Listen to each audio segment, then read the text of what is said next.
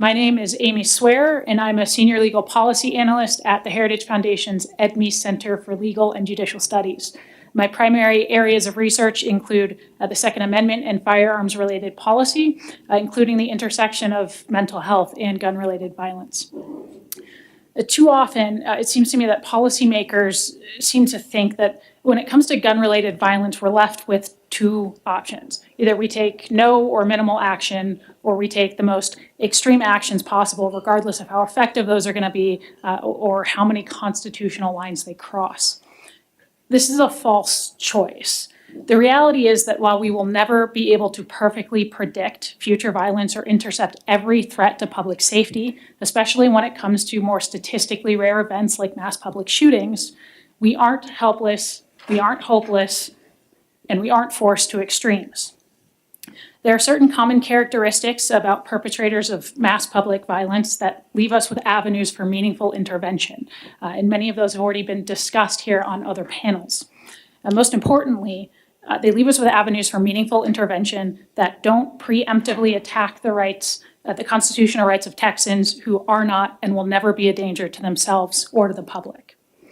One of these important characteristics about mass public shooters in particular is that they very often tell people about their plans in advance.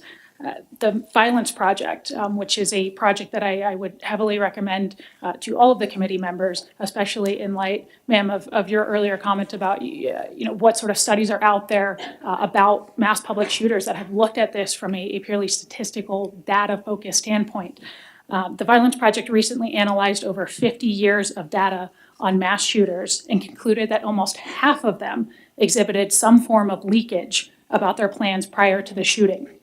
This was, in fact, almost a defining characteristic about school shooters. This analysis is consistent with my own research, especially when it comes to school shootings, mass shootings that have been thwarted. That leakage and taking that leakage seriously was one of probably three important links in a chain that led to successful intervention and saved lives.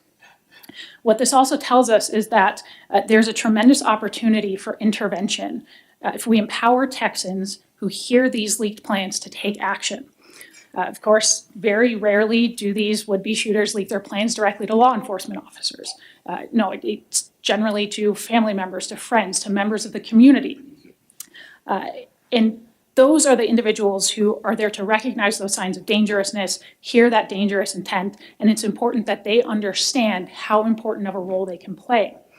In other words, it's not just about cooperation and coordination between government agencies, though that is very important. That is another part of that chain link that gets to intervention. But when you take a step back, it's also about cooperation and coordination between civilians and community members and those in positions of authority who can have the authority to act on those threats. What this looks like can vary depending on local circumstances, but I would certainly point out efforts by Utah to essentially crowdsource information about school threats in particular through a free app called Safe UT, which I've provided more information about in my written testimony. A second important common characteristic is the role of untreated serious mental illness and mental instability in general.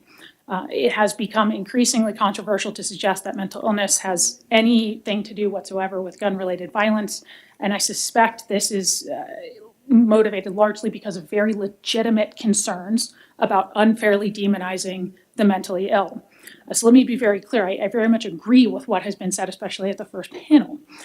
The vast majority of mentally ill individuals are not and will never become a danger to themselves or others, especially when they are receiving treatment.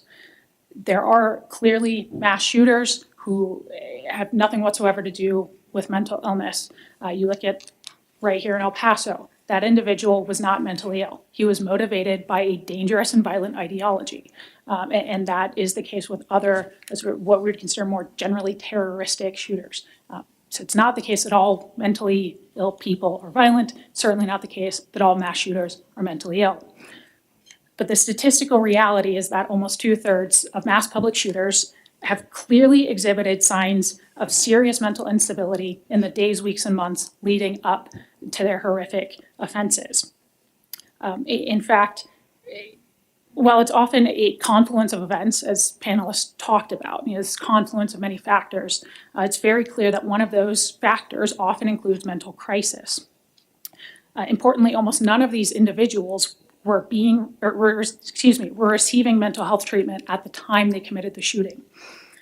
Adopting a mental health centered approach to gun-related violence, so again, not using it predictively to say, we're predicting this person is violent because they're mentally ill, but using it as a preventative kind of first step measure to intercept some of these main factors that end up being this confluence of events, one of which is mental health crisis.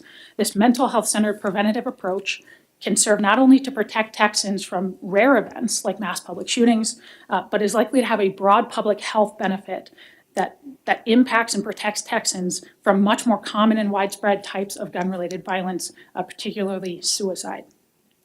You've all been provided, I believe, with a law review article I've recently published that looks more deeply into what this mental health centered approach looks like. So I would leave that with you. The third important common characteristic among mass shooters is that very, very few of them have criminal or mental health histories that disqualify them from legally purchasing and possessing firearms. And this is often despite the fact that they often exhibit very serious signs of being a danger to themselves or others. So essentially what we find is this phenomenon where many people around this individual recognize that he or she is dangerous to himself or dangerous to others, but this person hasn't yet either committed a felony that would disarm them, or they haven't yet reached a threshold of mental instability that's going to lead to state action, or they're civilly committed or otherwise placed in a position where they can't legally access firearms. This is a very serious problem, and it brings me to perhaps the most contentious and controversial avenue for intervention, and that's filling this gap.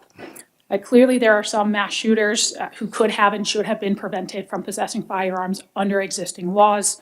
But it's also the case that for a significant percentage of these shooters, there was never going to be an instance in which the public was protected under existing laws or through existing criminal justice practices or norms.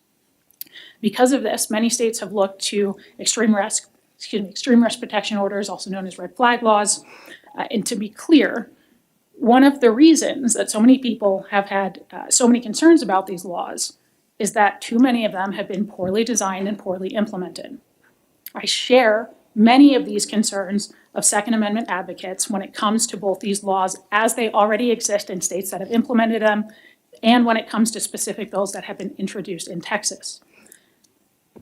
But those concerns do not erase the underlying constitutional and practical legitimacy of saying, look, there are people who are objectively dangerous, who should be nowhere near firearms at the moment, because right now they're very likely to abuse the Second Amendment and harm other people, harm innocent people. That basic idea of intervening before someone is actively committing an atrocity, before someone has actively reached a mental health crisis, that is a good concept. It is a goal worth pursuing, especially for responsible gun owners. You can call it whatever you like. At the end of the day, you can frame it however you want. But this is exactly, Congressman Moody, as you have suggested, this is exactly what Second Amendment advocates have so long rightly called for, to focus on specifically dangerous individuals and not to broadly go after guns or gun owners who are not and will never be dangerous. Of course, we're talking about restricting fundamental rights, and that is a serious issue. This should only be pursued in a way that affords the highest levels of due process and protects against abuse or misuse. For example, definitions of dangerousness should be very narrow and based on objective criteria. This means not casting lawful gun ownership as inherently suspect or allowing for the loss of civil rights because of disfavored, vulgar, or politically incorrect speech. It also means that ex parte orders should be limited to extraordinary circumstances. It should not be the norm that we take guns first and ask questions later. There should also be clear avenues for the restoration of rights, and the law should be integrated with existing mental health and addiction treatment infrastructures to provide resources to people who have been deemed dangerous. The goal should always be to get people back to a place where they're not dangerous, where they can be trusted to not abuse the Second Amendment right. It's not about disarmament for the sake of disarmament, and we should not accept laws that go about it in that manner. And finally, before my time expires, I want to note something that has stuck out to me as unique about several recent mass shootings in this state. Arguably, there have been some missed opportunities for intervention that could have happened if local, state, or federal authorities had better used existing protocols with respect to dangerous people. I think there's some room to learn from what did not happen in these circumstances. Along with the obvious failure of what happened in Sutherland Springs with the military neglecting to forward records to the FBI through the NICS system, it appears there was at least one opportunity to intervene with the Odessa Midland shooter prior to that tragedy. So that individual was a prohibited person, had already failed one background check in 2014, for attempting to buy guns. Now, setting aside questions that I think were actually raised earlier about why he wasn't prosecuted for attempting that purchase as a prohibited person, I would also note my understanding of Texas law is that that's not a crime in Texas. That is a federal crime, but Texas does not have a criminal prosecution statute for that. So setting that aside, it appears that no action was taken when a neighbor called local police to report this individual had threatened her with a gun just weeks prior to his mass shooting. That raises a lot of questions. Namely, did local police know that the subject of a firearms-related call was a prohibited person? If they did, why was this not followed up on? If they didn't know that, bridging that information gap, that we have a prohibited person who's the subject of a threatening firearms-related call, is a very important step for combating illegal firearms possession. Following up on that information could have saved 7 lives and prevented up to 20 injuries just weeks later.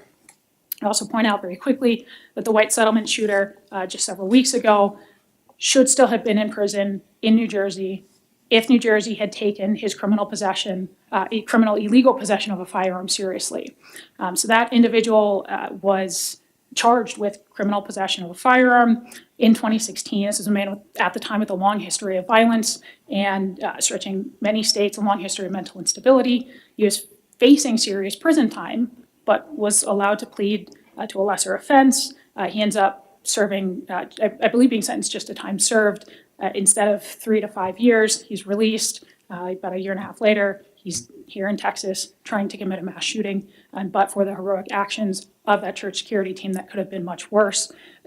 We have to take illegal possession of firearms seriously, especially when it comes to dangerous people who we know have access to those firearms. I'd like to end by reminding everyone in this room that we're all here because we care deeply about protecting innocent life. So I've been here all day. I was here when Pastor Brady and Mr. Burgett were up here, and I gotta tell you, there was not a dry eye in the room, nor should there have been, because we are on the same team. We might forget that at times, but we are on the same team, children of the same God.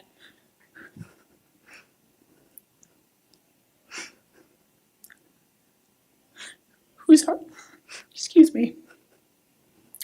break in the same way when we see the types of violence and devastation that are wrought on cities like El Paso. Too often, again, we think we have this false choice between protecting life and respecting the constitutional rights of citizens. The reality is we can do both. We can empower Texans to take action and to speak up about potential threats when they see them, when they know that something is wrong. We can provide more and better mental health resources more and better mental health resources to keep potentially dangerous individuals from reaching crisis points and having immediate access to treatment when they do reach those crisis points. We can focus on targeted interventions with specific dangerous individuals in a constitutionally appropriate manner.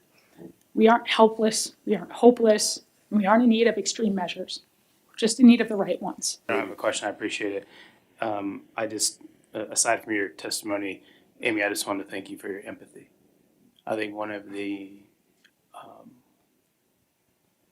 most meaningful ways that those of us here in El Paso were able to move through this was having other people understand how hard it was. Many of those people are on this panel, and I was returning messages all that night, and it felt while it was hard, it felt good to know that that was something that people felt as well. And so I want to say thank you for that. That means a lot.